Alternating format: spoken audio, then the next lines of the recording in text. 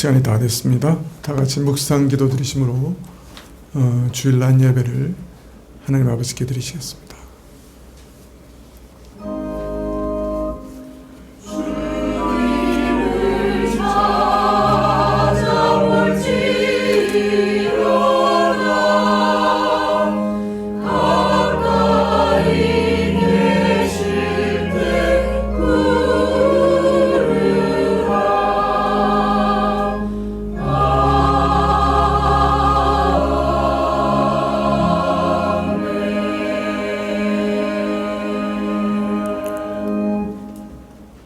하나님은 우리를 긍휼히 여기사 복을 주시고 그 얼굴빛으로 우리에게 비추사 주의 도를 땅 위에 주의 구원을 만방 중에 알리소서.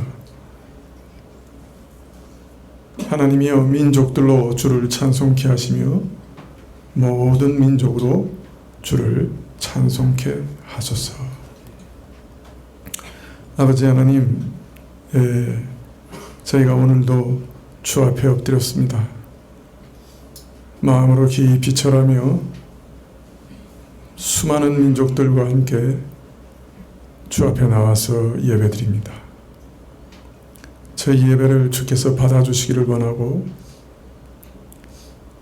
저희 마음에 주께서 주시는 기쁨과 평강, 믿음을 허락해 주십시오. 주 앞에 나가면서 저희가 우리 마음 한가운데 죄가 자리 잡고 늘 죄로 기울어지는 악한 죄성이 있음을 고백드리며 저희 죄를 이길 힘을 주시기를 구하고 저희 모든 죄를 사해 주시기를 또한 구합니다. 용서의 하나님, 오늘도 주 예수 그리스도의 의를 힘입어 주 앞에 나가오니 저희를 받아주시옵소서.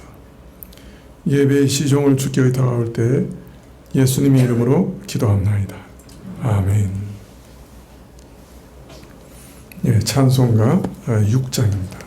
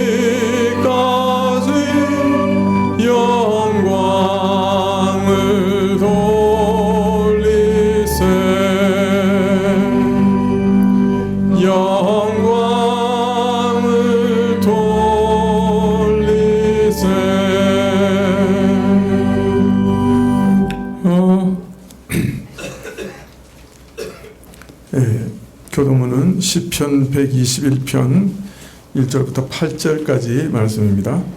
시편 121편 1절부터 8절까지. 내가 산을 향하여 눈을 들리라. 나의 도움이 어디서 올꼬? 여호와께서 너로 실족지 않게 하시며 너를 지키시는 자가 졸지 아니하시리로다.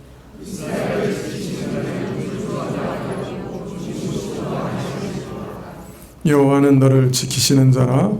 여호와께서 내 우편에서 내 그늘이 되시나니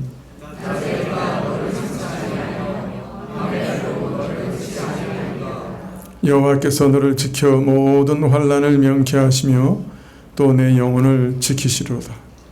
여호와께서 너의 출입을 지금부터 영원까지 지키시리로다. 아멘.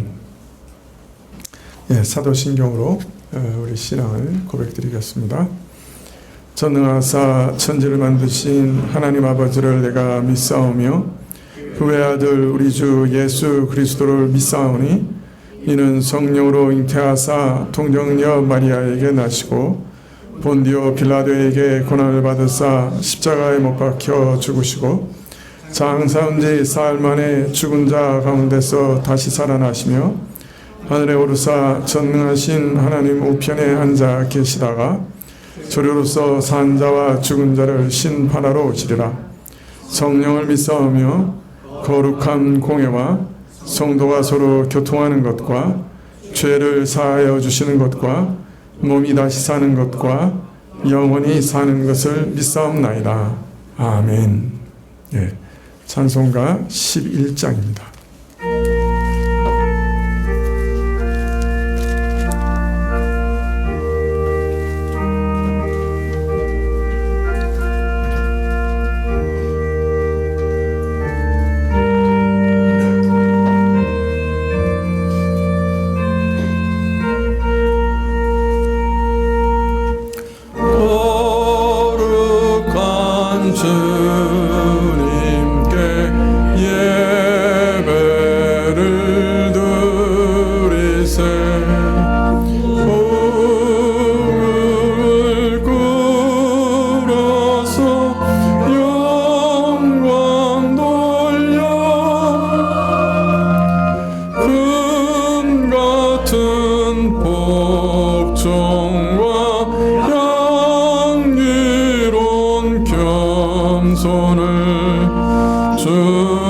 주님께 바쳐서 경배하세. 주 앞에 삼가서 겸손히 행하면 주 너를 언제나 돌보시네.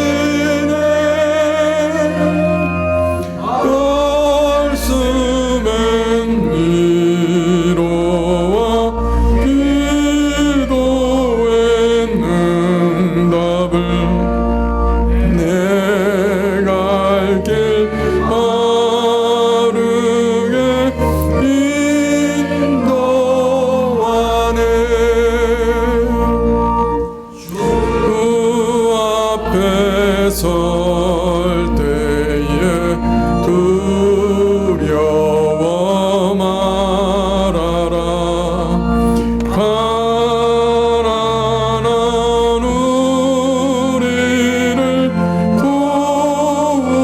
도우시네. 보배로운 진리와 용료한 사랑은 주님께 다 바칠 귀한 예물. 떨면서 바치는 이 작은 예물도 주님은 귀하게 받으시네.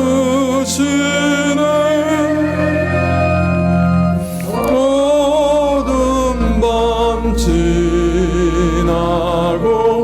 새 아침 밝으니 힘과 소망을 늘 주시네.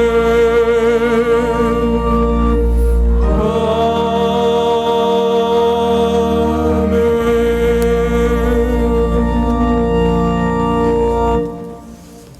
예, 광고 말씀해 주시면 좋겠습니다. 오늘 오후 예배 시에 사랑구역 특송이 있겠습니다. 유초동부 여름 성경학교가 7월 28일, 29일 양일간 교회에서 있습니다. 기억하시고 자녀들을 보내주십시오.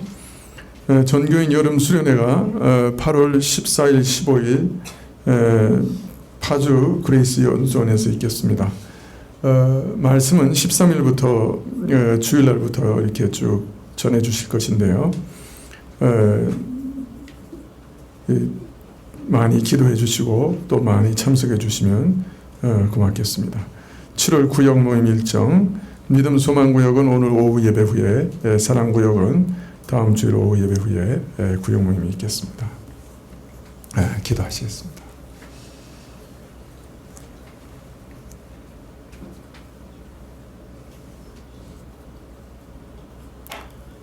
아버지 하나님, 오늘도 주님 앞에 나와 예배드리게 하시니 참으로 감사합니다. 그러나 예배드리면서도 참 저희 마음이 온전히 평안하지 못하는 경우가 참 많습니다. 세상은 날로 험악해지고 저희 앞날은 불투명해지고 저희 삶의 기반도 매우 미약하고 연약하며 저희 가진 자원과 능력은 매우 적습니다.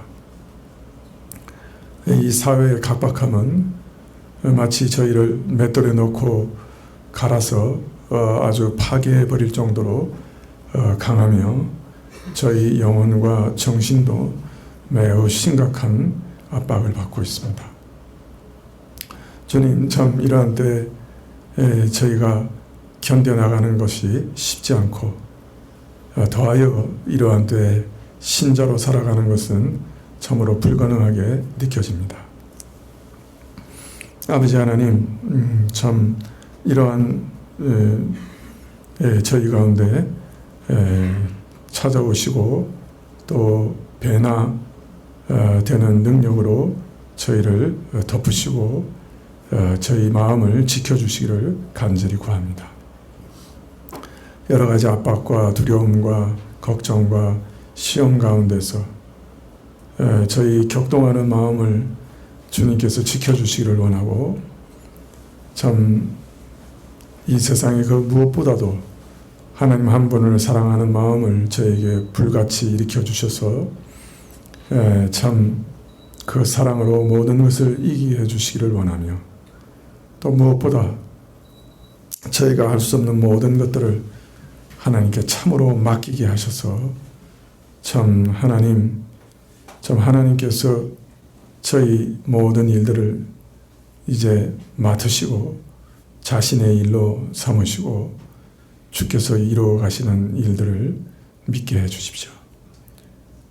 참 맡겨놓고 다시 찾아오지 않게 해주시고 하나님께 온전히 맡기고 하나님을 기대하는 그 믿음을 저희가 배울 수 있도록 도와주시기를 간절히 구합니다. 하나님, 저희가 싸워서 이길 수 없는 모든 유혹과 죄악과 또 저희의 모든 환경과 인간관계, 또 저희의 모든 불안함과 답답함, 근심, 우리가 할 수 없는 모든 것들을 주님께 참으로 맡겨버릴 수 있도록 내 모든 짐을 내게 맡겨버리라 하신 그 하나님께 맡겨버릴 수 있도록 주님 역사해 주시고 맡기는 법을 배우게 하시고 그리고 다시 찾아오지 않도록 도와주시기를 원합니다. 주님, 우리 청장년들 위해서 다시금 기도합니다. 저들의 앞길을 인도해 주시기를 구합니다. 길을 열어주시고 이 땅에서 생존할 수 있는 이 길을 열어주실 뿐 아니라 참 이 땅을 변화시키고 또 이 땅에서 선한 사람으로서 모든 사람에게 유익을 끼칠 수 있는 그런 은혜를 허락해 주시고 무엇보다도 믿음을 잃지 않도록 도와주시기를 주님 기도드립니다. 큰 전쟁의 소문들이 들려오고 참 우리는 어떻게 이것을 대처해야 할지 알지 못하는 때였는데 하나님께서 미리 다 역사해 주시고 참 이 나라와 민족을 또한 이 혼돈스러움과 큰 참 정치적 파고 속에서 지키시고 건져주시기를 간절히 기도드립니다. 하나님 아버지, 저희가 오늘도 저희 가진 것의 일부를 주님께 헌물로 드렸사오며 저희 자신을 대표해서 드렸사오니 저희를 받으시기를 원하고 찬송을 받으시기를 원하고 또 말씀을 주시옵소서. 또 말씀을 들을 때 저희를 덮고 있는 어두움이 벗겨지고 저희 귀가 열려지고 깨닫는 마음을 그리고 믿는 마음을 주시기를 간절히 기도드립니다. 모든 것 주님께 의탁드리고 예수님의 이름으로 기도합나이다. 아멘. 예, 말씀은 골로새서 3장 5절부터 9절까지 말씀입니다.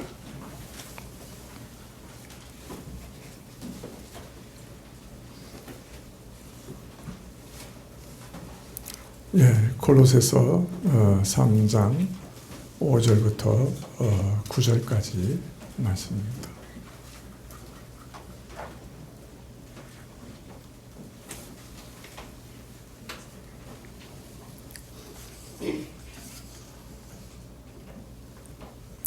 네, 찾으신 줄 알고 봉독해 드리겠습니다. 네, 신약 327쪽인데요.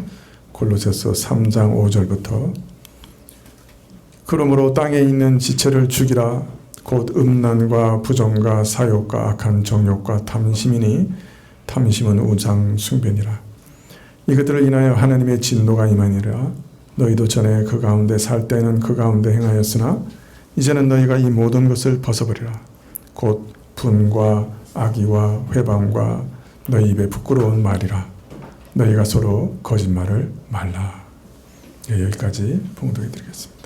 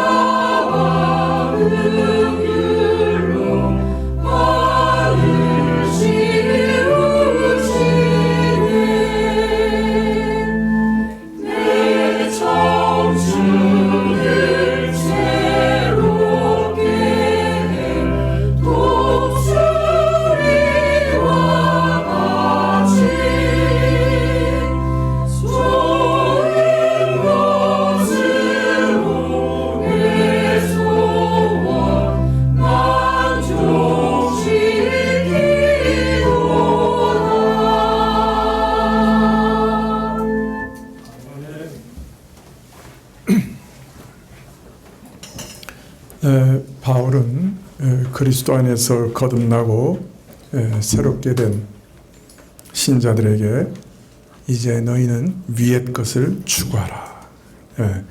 그리스도의 통치를 찾아 추구하라. 그렇게 명령하셨습니다. 즉 그리스도의 통치를 받아 그의 다스림 가운데 살아가라 하신 것이죠. 그리고 이어서 위의 것을 찾아 추구하는 자는 제일 먼저 땅에 있는 지체를 죽여야 한다. 그렇게 말씀하셨습니다. 우리는 완전히 새 사람이 되었지만은 그 새 사람은 아직 여전히 하나님 안에 감추어져 있습니다. 그렇기 때문에 우리 옛사람도 그리스도 안에서 완전히 죽었지만은 여전히 새 생명이 감추어져 있는 만큼 또 반대로 우리 안에 옛사람의 세력도 생생하게 살아 있습니다. 그래서 우리에게 그 오염된 부패와 타락한 성품을 죽이라고 명령하고 계시는 것이죠. 자, 그런데 바울은 정욕과 악한 욕망과 탐심을 죽이라고 하시면서 탐심은 곧 우상 숭배다, 그렇게 말씀하고 있습니다. 탐심이 우상 숭배라. 이 탐심이라고 하는 게 뭡니까? 이것은 꼭 있어야 된다. 나는 이것은 꼭 얻고 말겠다. 나는 무슨 수단을 써서라도 이것은 얻고야 말겠다. 이렇게 생각하는 겁니다.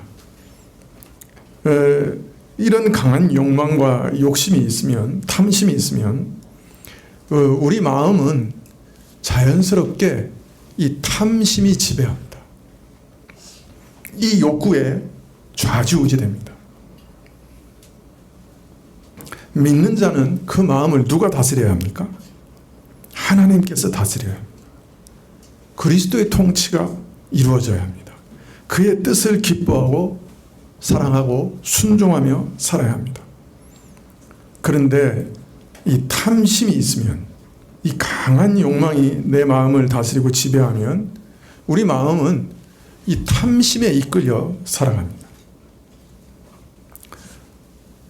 지배자가 바뀝니다. 이 욕구가 지배합니다. 하나님이 바뀝니다. 바울은 그래서 탐심을 우상 숭배다, 이렇게 말씀하시는 거예요. 다른 하나님을 우리가 섬기게 돼요. 욕망이라고 하는 신을 섬기게 됩니다. 그래서 바울은 이렇게 무섭고 악한 욕망, 특히 탐심을 죽이라 명하신 것이죠. 물론 우리가 오해하지 말아야 될 것은 모든 욕구와 욕망을 죽이라는 말씀은 아니에요. 만약 사람에게 식욕이 없다면 어떻게 될까요? 큰일 나죠. 사람에게 욕구가 없다면, 재미가 없다면, 무엇을 하고 싶은 마음이 없다면 그건 아주 무서운 일이 됩니다. 살아갈 수가 없어요. 따라서 욕망이라고 하는 감정은 사람에게는 참으로 살아가는 데 중요한 것이고 귀중한 역할을 하는 것입니다. 자, 그런데 문제는 우리 욕망이 항상 선한 것만 바라는 것은 아니에요. 그러면 아무 문제 없겠죠. 좋겠죠. 그러나 우리 부패한 마음을 따라 우리 마음이 선하지 못한 것, 악한 것을 원하고 구하기 때문에 문제가 되는 것입니다. 자, 그런데 욕구와 욕망이 악하면 사람은 자기가 원하는 바를 따라 행동하기 때문에 결국은 악을 행하게 되게 됩니다.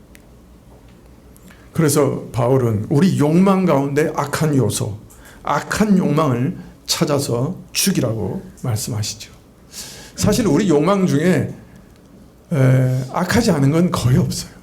아무리 선한 욕망이라도 거기에 악의 요소가 항상 끼어 있어요. 오염되어 있어요. 그래서 우리 욕망 중에 악한 부분을 찾아서 제거하라고 명령하고 계시는 거예요. 모든 욕망을 죽이라는 말씀은 아니지만 우리 선한 욕망 가운데서조차 악한 부분이 오염이 있으니까 그걸 찾아 죽이라고 하시는 겁니다. 그래서 선한 욕구라도 우리는 항상 주의 뜻이면 내가 이 일도 하고 주의 뜻이면 저 일도 하겠다 하는 그런 자세로 살아가야 합니다. 선한 욕망이라도 그것이 나를 완전히 지배하게 만들지 말아야 됩니다. 어떤 욕구라도 그것이 하나님의 자리에 앉아 나를 지배하도록 내버려 두어서는 안 되는 것이에요. 자, 그런데 우리에게 남아있는 이런 육적 성품, 부패하고 타락한 땅에 속한 요소를 반드시 죽여야 하는 이유에 대해서 오늘 이렇게 말씀하십니다. 하나님의 진노가 불순종의 아들들에게 임하기 때문이다. 3장 6절에 우리가 이 육적 성품, 이 악한 마음, 이런 욕구들 죽여야 하는 이유를 말씀하시고 있습니다. 탐심을 비롯하여 악한 욕망과 도를 넘는 격정, 음행과 더러운 일, 이런 땅의 것을 추구하고 갈망하고 행하는 것은 하나님의 진노를 불러 일으킨다 말씀합니다. 로마서 1장 28절 이하에 보면 믿지 않는 자들, 부패한 육적 성품을 따라 사는 자들에게 임하는 하나님의 진노가 어떤 것인가 하는 것에 대해서 구체적으로 알리시고 계십니다. 하나님께서는 하나님을 알지 못하고 엉뚱한 것을 하나님으로 삼아 섬기는 무지한 자들로 하여금 하나님께서 아름답게 지으신, 선하게 지으신 본래의 성품을 거슬러 더러운 욕망을 쫓아서 자신을 더럽히며 살아가게 하시고, 참 이렇게 하나님을 안중에 두지 않고 제 뜻대로 더러운 욕망을 따라 살아가는 자들을 심판하신다, 그렇게 말합니다. 자, 심판하시되 어떻게 심판하시느냐? 심판 가운데는 마지막 날, 대심판 날에 영원히 심판하시는 것도 있지만은, 심판 가운데는 오늘 역사 가운데도 심판하는 것이 있다. 그래서 그걸 보통 역사 심판이라고 그러죠. 그럼 어떻게 심판하시느냐? 역사 가운데서 여러 방식으로 심판하시지만은 우선 죄인들로 하여금 그 상실한 마음대로 부끄럽게 살아가게 하시는 것, 그것 자체가 우리 모든 인간들에게 심판이 된다, 그렇게 말씀하고 있습니다. 불의와 추악, 탐욕, 악의, 살인, 시기, 분쟁, 시기, 악독, 또한 하나님을 미워하고 능욕하고 교만하고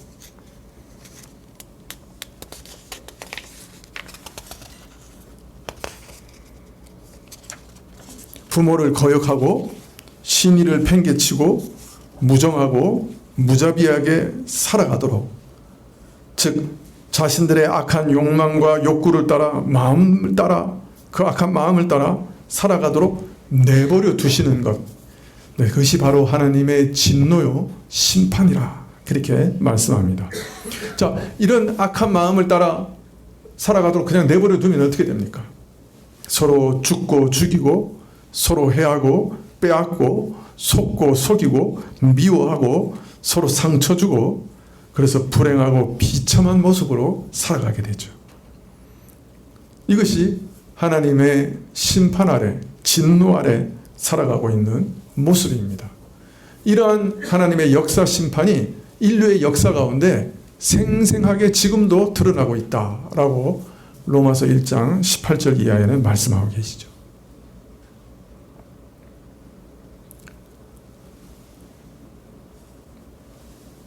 수많은 사람들로 하여금 인생의 허무와 허무를 절감하게 하는 이런 일들, 한을 품고 비탄에 빠져 살아가게 하는 이런 불행한 일들이 사실은 사람들의 죄에 대해서, 그 악한 마음에 대해서 노하시는 하나님의 진노요, 그로 인한 일종의 심판이다 라고 성경은 말씀하고 있습니다.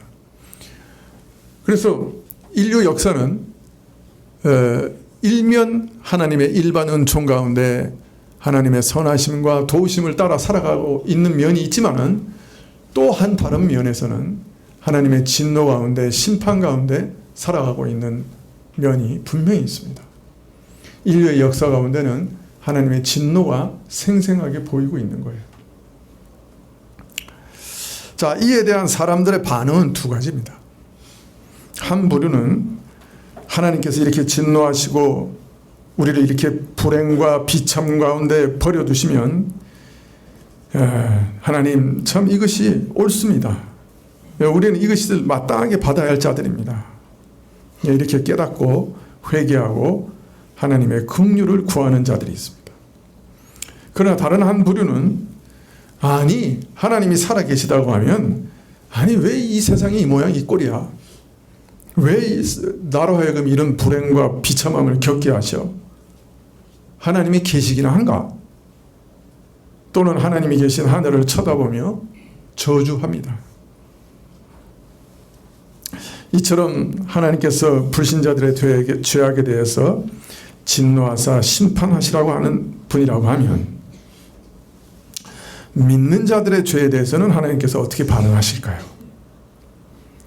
하나님은 우리 믿는 자들을 다 용서하셨으니 우리에게는 진노가 없다고 말하는 그런 어리석은 자들도 있습니다.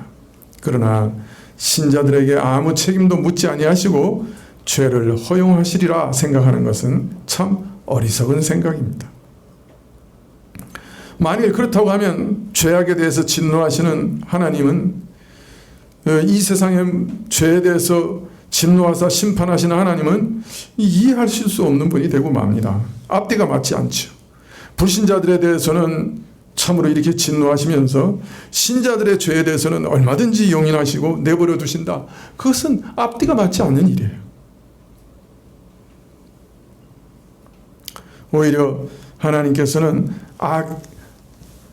악인들뿐만 아니라 자기 자녀들의 악행에 대해서도, 악한 육적 성품을 따라 행하는 그 행위에 대해서도 진노하십니다. 아니, 사랑하시기 때문에 진노하셔서 징계하시고 질투하십니다. 이 질투라고까지 얘기해요. 그 마음이 아주 극렬하게 끌어오르신다 그래요. 그러니까 내가 어떤 행동을 취하든 내가 어떤 악을 행하든 하나님은 그 그리스도 안에서 다 용서하시고 그냥 다 허용하신다. 그건 큰 오해예요. 이 세상 사람들의 악행에 대해서도 진노하시는 것처럼 신자들의 악행에 대해서도 진노하시고 질투하신다 그래요.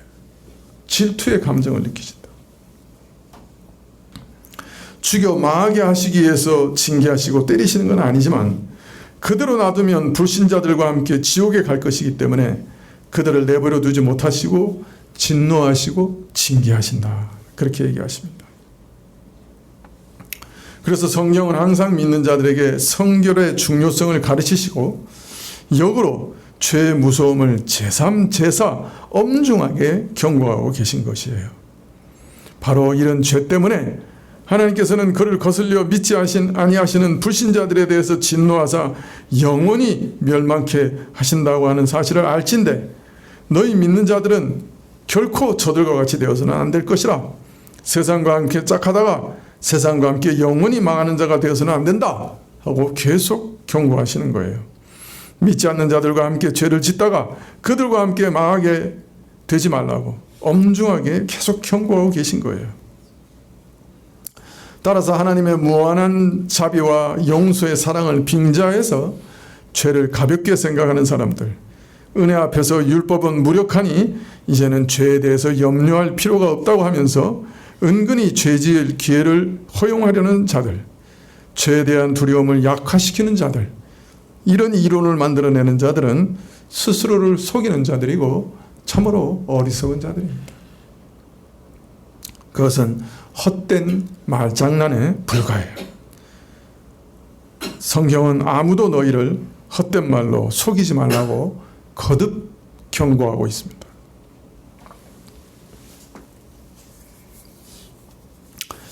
어주자는 자기의 의로운 행위로 선행으로 구원과 영생에 이룰 수 있다고 생각한 것이 바리새인들이었어요. 율법주의자들이었어요. 이것도 큰 잘못이지요. 자신의 의로운 행위나 선행으로 구원에 이룰 수 없어요. 또 우리가 스스로 선을 행해서 우리 구원을 지켜낼 수도 없어요. 자, 그렇지만은 우리가 무한한 은혜 가운데 있으니까, 이제 구원을 얻었으니까 마음껏 죄를 지어도 무방하다 하는 것도 또 다른 이단이에요. 성도의 거룩한 삶과 성결한 행실은 결코 우리의 구원의 근거가 되지 못해요. 그러나 거룩한 삶은 그리스도 은혜로 구원받은 자에게 있어서는 반드시 나타나게 되어 있는 것이에요. 나타나는 열매예요. 여러분, 포도나무는 포도 열매를, 사과나무는 사과 열매를 맺습니다. 내가 새 사람이 돼서 참 포도나무이신 예수님께 이제 접붙임을 당했다고 하면 포도 열매를 맺어야 되는 거예요. 그건 자연스러운 거예요. 내가 포도 열매를 맺어서 포도나무에 접붙임을 받은 건 아니에요. 그건 말이 안 되는 얘기예요. 그러나 내가 포도나무가 됐기 때문에 포도 열매를 맺는 것은 당연한 일이에요. 그렇지 않습니까? 그런데 포도나무가 됐다고 하는데 다른 열매를 계속 맺는다고 하면 이상한 일이죠. 성결은 새신자에게 주어지는 열매예요. 이것으로 구원을 얻거나 구원을 유지할 수 없어요. 그러나 구원 얻은 자에게는 이 열매는 당연한 것이에요. 그래서 하나님께서는 매우 엄중하게 이 성결의 열매를 계속해서 요구하고 계신 거예요. 이걸 잊어서는 안 돼요. 따라서 믿는 자가 죽여야 할 대상, 온 힘을 다해 싸워야 될 대상, 피 흘리기까지 싸워야 할 대상이 이런 것들입니다. 이 죄라는 것이에요. 지금까지 살아오면서 뼛속같이 깊이 배어들고 스며들어 있는 본능과 같은 우리의 죄성이에요. 참 싸우다 보면 그것이 얼마나 깊이 뿌리박고 있고 뼛속까지 뿌리박고 있다고 하는 것을 발견하게 되실 거예요. 그러니 이 전쟁은 참 어렵습니다.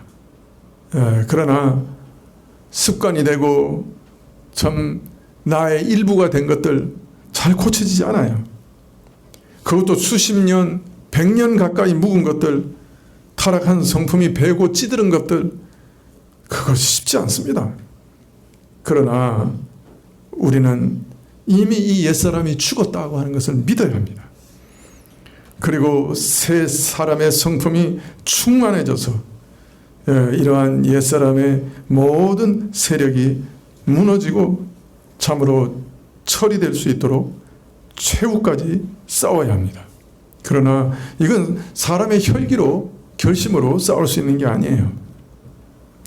이것마저도 우리 자신을 주의 은혜에 맡기고 성령께 맡기고 성령께서 인도하시고 성령께서 말씀 가운데서 새로운 소망으로 나를 충만하게 이끄실 때 가능한 거예요. 한 걸음 한 걸음 육과 싸워 이길 수 있게 되는 것이죠.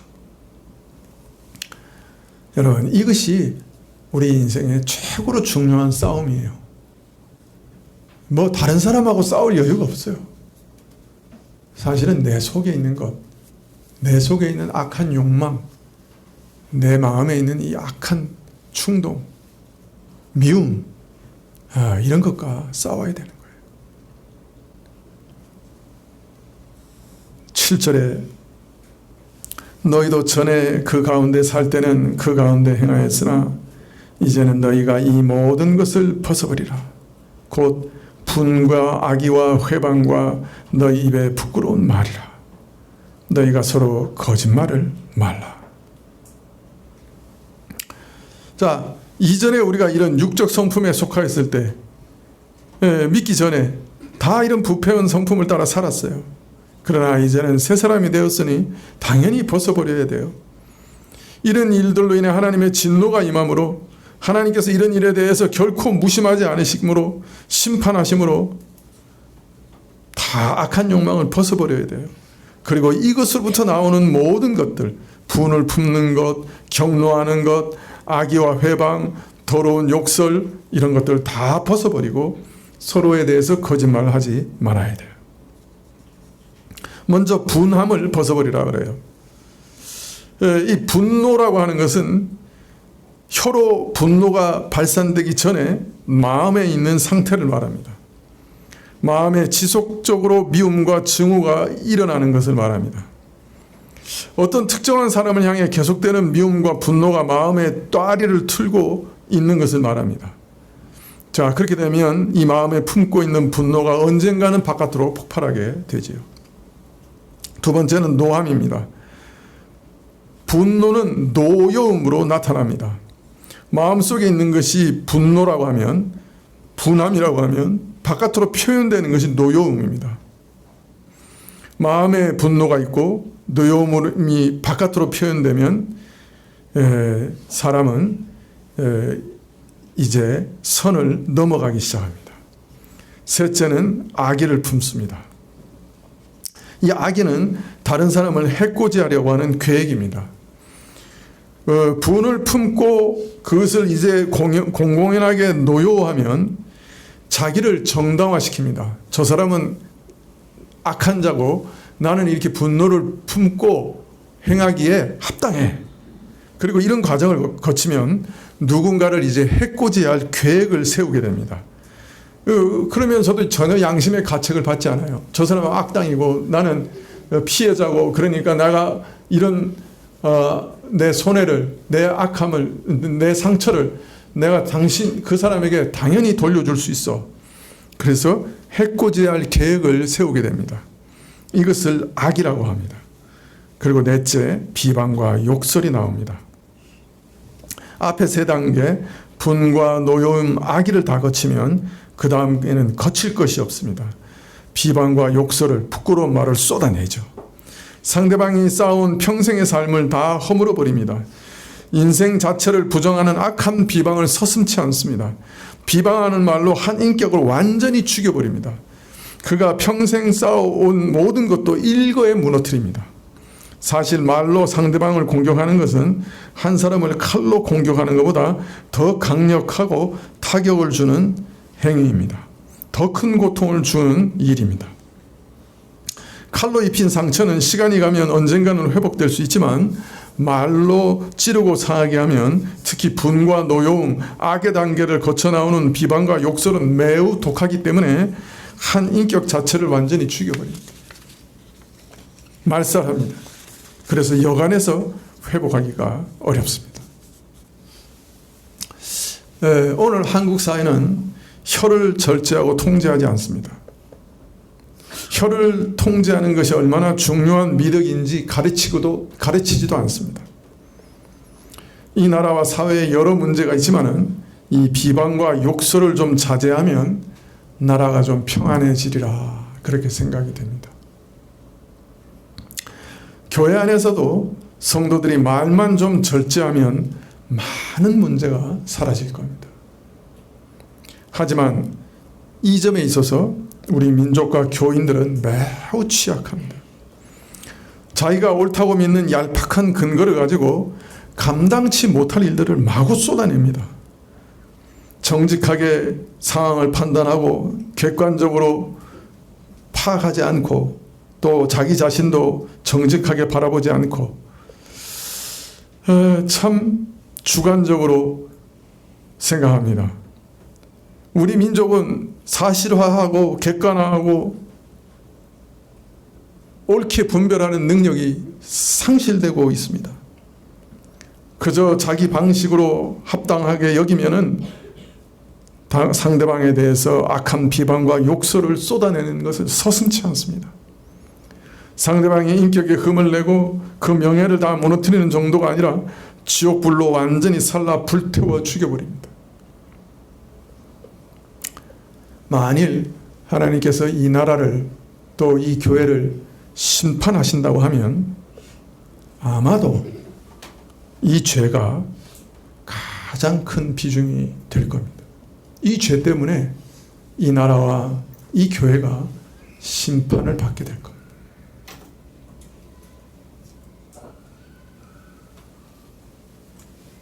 이것은 결코 가벼운 죄가 아닙니다. 사람을 칼로 죽이는 것이나 말로 죽이는 것이나 똑같은 살인입니다. 교회 안에서도 그렇고 사회 안에서도 그렇고 이 죄 참 무섭습니다. 그리고 이 민족과 이 민족 교회만큼 이 죄가 만연한 곳이 별로 없을 거예요. 우리가 그 속에서 살다 보니 심각함을 잊어버립니다. 그렇지 않습니다. 이 비방과 욕설이라고 하는 죄는 매우 큰 죄입니다.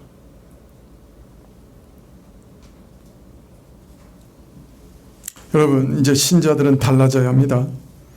혀를 악에 대해서는 재갈 물려야 합니다. 혀가 지옥불이 되어서 분과 노여움과 악의로 다른 사람을 태우는 일을 이제 중지해야 합니다. 신자의 혀는 다른 사람의 영혼을 어루만져 살려내는 데 사용되어야 합니다. 혀는 거룩한 싸움을 위한 의의 병기가 되도록 잘 써야 합니다. 이 귀한 도구로 하나님께 기도하고 찬양하면서 동시에 다른 사람을 헐뜯고 죽입니다. 말하는데 돈이 드는 것도 아니고 큰 수고가 필요한 것도 아닙니다만은, 근데 이 혀를 가지고 사람들에게 감사하고 사랑하는 말을 하고 저들 아픈 상처를 싸매주는 일은 왜 그렇게 하지 않는지 모르겠어요. 왜 서로 그렇게 이간질을 하는지 모르겠어요. 왜 화해시키지 않고 왜 서로 분쟁하게 만드는지 모르겠어요.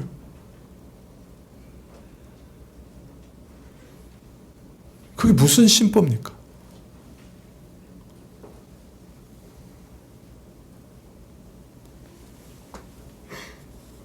말은 하나님이 주신 복된 고 귀한 공동체를 살리기도 하고 무너뜨리기도 하는 핵심 도구입니다. 마귀는 다른 것으로 교회를 공격하지 않습니다. 말로, 성도들의 말로 교회를 공격합니다. 그리스도의 사랑으로 한 몸 된 그리스도께서 피 흘려 사신 영혼을 죽이고 교회를 허물어뜨리는 결정적 역할을 하는 것이 바로 우리 혀입니다. 사람들은 손발을 사용해서 때리고 나쁜 짓을 해야 해코지라고 생각합니다. 그러나 그렇지 않습니다. 말보다 더 큰 해를 주는 것은 없습니다. 날카롭고 악한 말 한마디가 영혼을 상하게 하고 상대방을 비방하고 참으로 상대방을 헐뜯는 말이 인격을 갈갈이 찢어놓고 관계를 완전히 파괴시킵니다. 그럼에도 성도들은 그 심각성을 모르고 혀를 다스리려고 하지 않습니다. 가정에서도 마찬가지입니다. 나 같은 지랄 같은 성격과 결함을 가진 자를 다 받아주며 함께 살아가는 배우자, 이 세상에 또 어디 있겠습니까?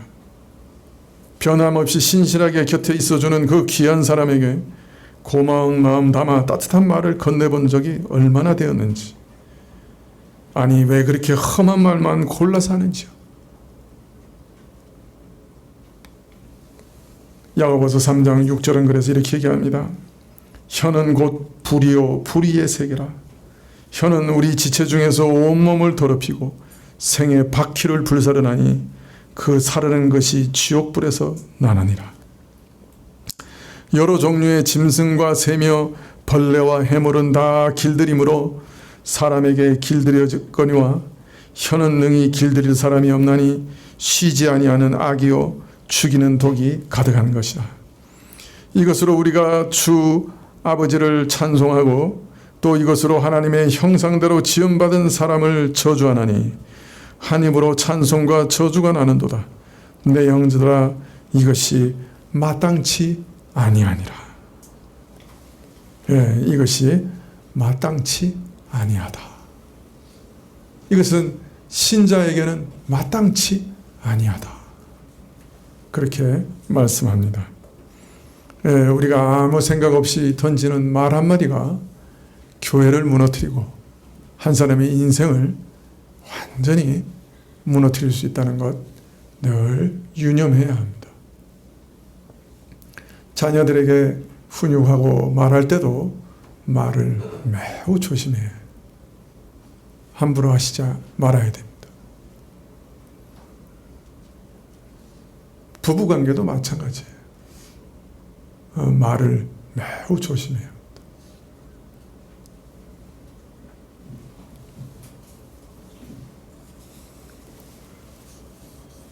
입에 대해서 말씀하시면서 마지막으로 사도는 3장 9절에 너희가 서로 거짓말을 말라고 하십니다.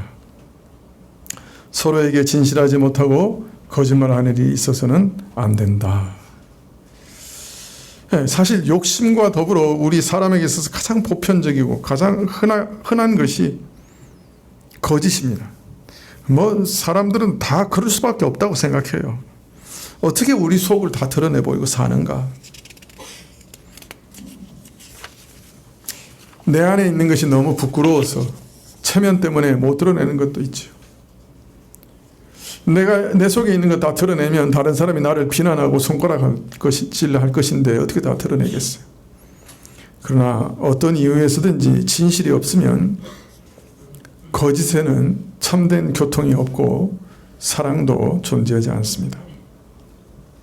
사랑은 진리와 함께 기뻐한다고 말하기 때문입니다. 거짓에는 사랑이 없어요. 거짓에는 참된 교통도 없어요. 거짓은 선한 것도 있을 수 없습니다. 거짓에는 남이야 망하든 말든 무슨 수를 써서라도 내 이익을 챙기겠다고 하는 집요한 이기심만 있습니다. 더럽고 비열하고 가식적인 위선만 있습니다. 어디에서도 거짓은 진심과 만날 길이 없습니다. 거짓이 난무하는 시대에 우리 마음이 얼마나 진실을 바라고 사모합니까? 참 마음속에 있는 대로 다 털어놓을 수 있는 진실한 사람, 진심과 진심이 만날 수 있기를 얼마나 바랍니까? 우리가 이처럼 진실을 바라고 원하는 것은 진실이 없는 곳에는 교통이 없고 사귐이 없기 때문입니다. 남을 속이면서 사람들은 스스로 외로워합니다. 속인다고 하는 것은 그 사람과 나 사이에 거리를 둔다는 것입니다. 거짓이라고 하는 벽을 만드는 것이니 스스로 외로워지는 길입니다. 마음에 거짓이 있으면 어떤 사람도 완전히 자기를 드러내고 밖으로 나갈 수 없습니다. 벽 속에 갇혀 있습니다. 그래서 거짓이 많은 사람은 항상 외롭습니다. 겉으로는 어떤지 몰라도 속으로는 외로움 속에 떱니다. 남을 속인다는 것은 스스로 외로워지는 길입니다.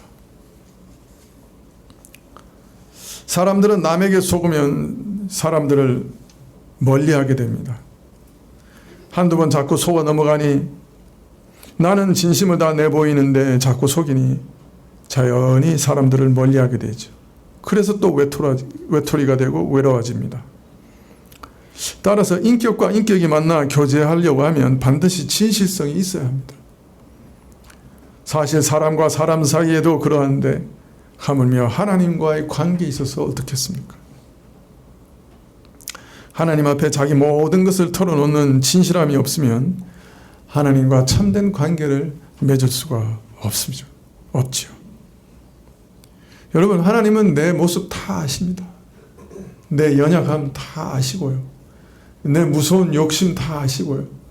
내 뼛속 깊이 있는 죄성 다 아시고요. 나보다 나를 더 잘 아십니다. 그런데 이런 나를 아시면서도 나와 교제하시기 위해 내게 오십니다. 여러분, 이런 하나님 앞에 내 진실을 다 드러내어 놓으면 그 하나님 앞에서 참된 관계가 시작이 될 수 있습니다. 그러나 이 하나님 앞에서도 나를 가리우면 하나님과도 참된 교제가 불가능하게 됩니다. 여러분, 우리가 욥기를 읽어보면 참 무섭습니다. 어떤 때는 욥이 하나님이 틀리셨다고, 하나님 나를 참으로 어떤 면에서는 배반했다고, 하나님이 어떻게 이럴 수가 있냐고, 야, 이거 하나님 앞에서 이런 말 할 수도 있나 할 정도의 무시무시한 말을 막 쏟아냅니다. 물론 나중에 이제 회개하죠. 그러나 거기는 일면 정직성이 있습니다. 진실함이 있습니다. 자기 마음에 있는 진실한 마음을 하나님께 다 토로하는 거예요. 진실되게. 하나님, 내게 해답이 없습니다. 나는 이거 너무나 답답합니다. 나는 답답해 죽을 지경입니다. 하나님, 어떻게 이럴 수가 있습니다. 살아계시다고 하면, 선하시다고 하면, 공의로우시다고 하면 어떻게 이럴 수가 있습니까? 근데 그걸 하나님께 질문하고 있어요. 정직하게.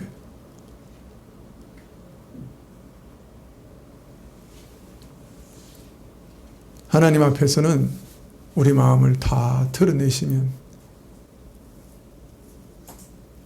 정직하면 좋겠습니다. 하나님 앞에까지 숨기실 필요 없어요. 다 아시는데요. 그러나 내가 정직하기 시작할 때 하나님과의 올바른 교통이 시작됩니다. 그리고 참된 도움을 얻을 길이 시작되는 거예요. 성도 간에도 마찬가지. 정직한 만큼 서로를 향한 벽이 무너지게 되는 거죠. 여러분, 바울이 세 사람 신자에게 명하시는 첫 번째 명령이 뭔가 하는 것을 잘 보십시오. 하늘의 것을 추구하는 자가 첫 번째로 해야 될 것이 뭔지 하는 걸 잘 보십시오. 땅의 것을 버리는 것입니다. 음란과 부정과 사욕과 악한 정욕과 탐심을 죽이고 분과 악의와 비방과 욕설과 거짓말을 버리고 다른 사람을 살리고 서로 사랑하고 교통하고 돕고 그렇게 살아가는 것. 여러분, 이것을 명령하십니다. 이게 첫 번째예요. 그리고 사실은 이것이 이 땅에서 유일하게 가치 있는 거예요. 여러분, 우리 삶이 정말 가치 있습니까? 살아갈 가치가 있습니까? 세상에 여러 가지 직업이 있습니다만은 선량한 사람이라고 해도 겨우 자기 먹고 자기 가족 먹여 살리는 게 그 직업의 한계입니다. 일에서 보람과 의미를 찾는다고 합니다만은 사실 자기 마음대로 하며 거기서 보람과 가치를 느끼고 사는 사람 몇이나 됩니까? 우리 일이라는 게 사실 지금 거의 입에 풀칠하고 사는 거 아닙니까? 또 인생을 조금 살아본 분들이라 다 아시지요? 삶이 결코 쉽지 않다는 것을. 밥벌어 먹고 사는 것도 쉽지 않아요. 서로 멱살 쥐고 다투고 죽이려고 하는 싸움판이에요. 삶이 그야말로 먹고 먹히는 싸움판이라. 거기서 무슨 인생의 가치를 보람을 논하겠어요? 거기 무슨 영원한 가치 있는 삶이 있겠어요?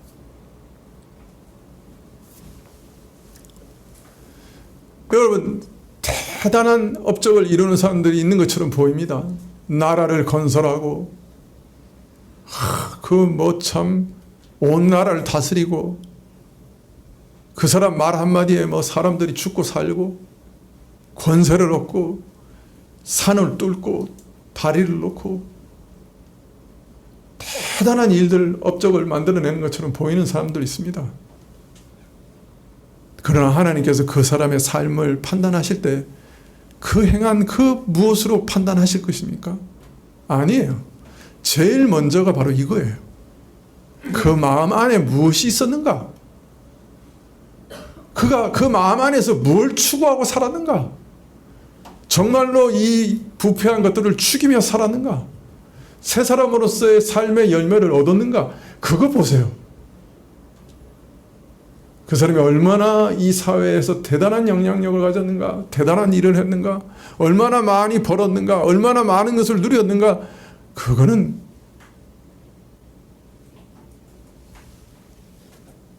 이것과 비교할 수 없는 거예요. 심지어 교회에서도 마찬가지예요.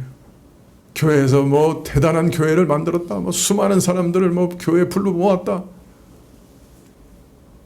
그거 겉으로만 보이는 거예요. 그러나 하나님 먼저 보시기에는 그 일을 하는 사람의 마음이에요.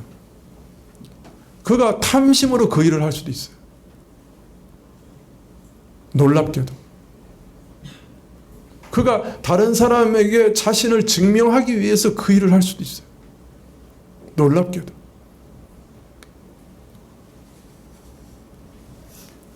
여러분, 영원한 가치 있는 삶이 여기 있어요. 바울이 그래서 제일 먼저 이것부터 얘기한 거예요. 옛사람의 부패한 욕망을 죽이고 내 마음 안에 있는 미움과 악심과 탐심과 악한 정욕을 죽이고 내 말을 새롭게 하고 내 혀를 새롭게 하고 내 행위를 새롭게 하고, 그것이 가장 가치 있는 삶이라고 말씀하고 계시는 거예요. 신자가 그리스도 안에서 날마다 마음을 새롭게 함으로 변화를 받아가면서 하나님의 선하시고 기뻐하시고 온전한 뜻이 무엇인지 분별하며 살아가고 땅의 것을 죽여가면서 살아가는 것, 이 삶이 참으로 영원한 가치를 가진 삶이에요. 지금 한국 교회는 미쳤어요. 가장 이 중요한 것들을 놓치고 있어요. 이 세상에 썩어져 버릴 것들을 구하라고 지금 외치고 있어요. 제가 보기에는 미쳤어요. 여러분, 참 힘든 일이에요. 죽어야 되기 때문에, 우리 옛사람을 죽여야 되기 때문에, 십자가에 계속 못 박아야 되기 때문에, 이건 보통 힘든 일이 아니에요. 사람으로는 불가능해요. 그렇지만은 이 일에 힘쓰시면 영원한 날, 영원한 영광에 참여하게 되고 그날 부끄러움을 당치 않게 될 것입니다. 기도하시겠습니다.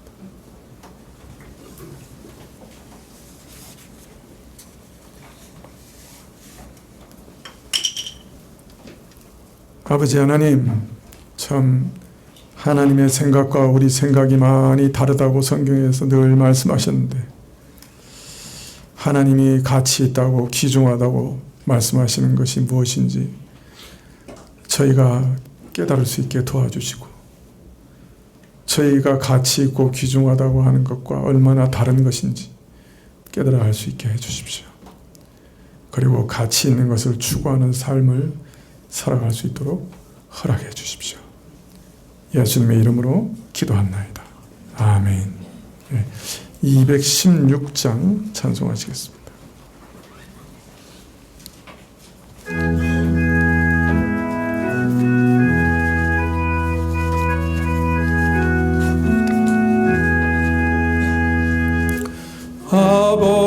아버지여, 나의 마음을 맡아 주관하시고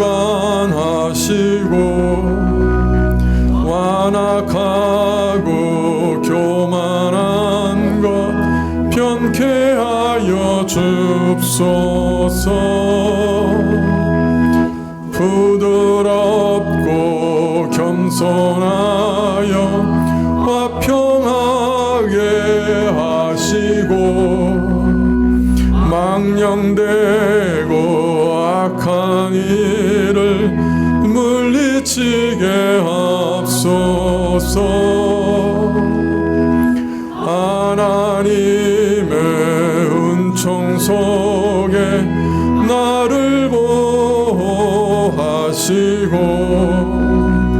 주의 사랑 줄이 되어 나를 메워 줍소서. 구세주의 흘린 피로 죄를 씻어 버리고 성령으로 하늘 길에 나를 인도하옵소서.